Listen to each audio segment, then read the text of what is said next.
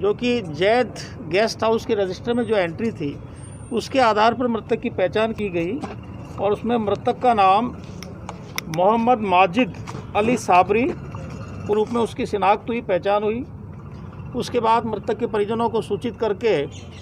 और लाश का पोस्टमार्टम करा के उनको सुपुर्द किया गया। थानाधिकारी अपनी थाने की टीम के साथ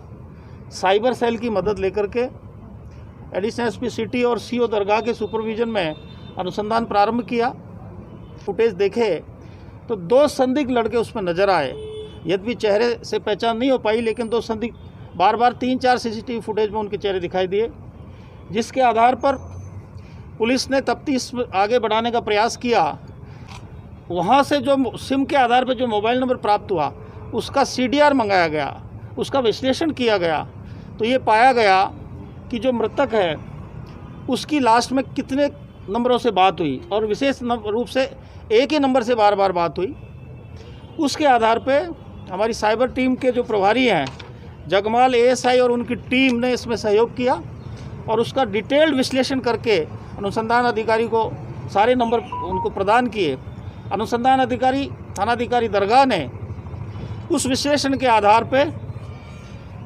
2 संदिग्ध आरोपियों की, जिनकी लोकेशन घटना से पहले सूरत गुजरात में आ रही थी, क्योंकि जो सिम मौके पे बरामद हुई उस सिम का जो इंस्ट्रूमेंट है, जो मोबाइल है, वो आरोपी अपने साथ ले गए और आरोपियों ने उस मोबाइल में जो ही दूसरी सिम डाली तो CDR विश्लेषण में जो IMEI नंबर आया उसके आधार पे उनकी लोकेशन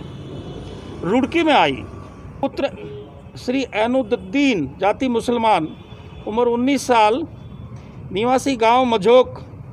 थाना गोलपोकर, जिला उत्तर दिनाजपुर, पश्चिम बंगाल, और उसके साथ एक अन्य बाल अपचारी उसको दस्तयाब किया। दस्तयाब करके थाने पर लाए और उनसे गहनता से पूछताछ की गई। चूँकि उनकी लोकेशन घटनास्थल के आसपास आई थी तो पूछताछ के बाद उन्होंने यह वारदात करना कबूल किया और जो मृतक था उसकी उन्होंने दिनांक 2 अगस्त 2021 को ही दुपट्टे से गला घोंट करके और उसकी हत्या कर दी और उसके बाद मौके से फरार हो गए। इसमें जो हत्या का पर्पस प्रारंभिक पूछताछ में सामने आया है वो यह है कि जो आरोपी है नजरुल, उसकी छोटी बहन का निकाह मृतक के साथ हुआ और वो मृतक निकाह के बाद उसको तलाक